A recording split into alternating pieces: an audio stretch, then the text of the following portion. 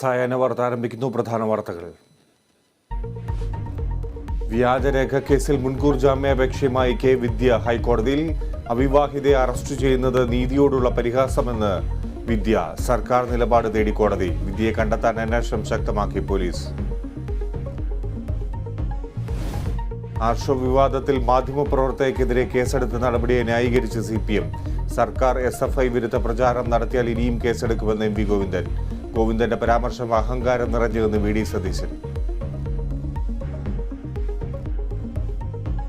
കോൺഗ്രസ് പുനഃസംഘടനയെ ചൊല്ലിയുള്ള തർക്കം തുടരുന്നു. ഗ്രൂപ്പ് നേതാക്കളുമായി നാളെ താരിഖ് അൻവറിന്റെ ചർച്ച. 110 പേരുടെ പട്ടികയിൽ ചർച്ച നടന്നിട്ടില്ലെന്ന് MM Hasan.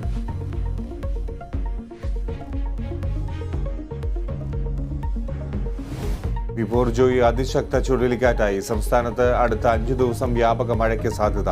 4 ജില്ലകൾക്ക് yellow alert. Kerala, Karnataka, Lakshadweep തീരങ്ങളിൽ മത്സ്യബന്ധനത്തിന് വിലക്ക്. UP-യിൽ റാലിയുമായി ഗുസ്തി ഫെഡറേഷൻ അധ്യക്ഷൻ ബ്രജ്ഭൂഷൺ. വീണ്ടും മത്സരിക്കുമെന്ന് ബ്രജ്ഭൂഷൺ.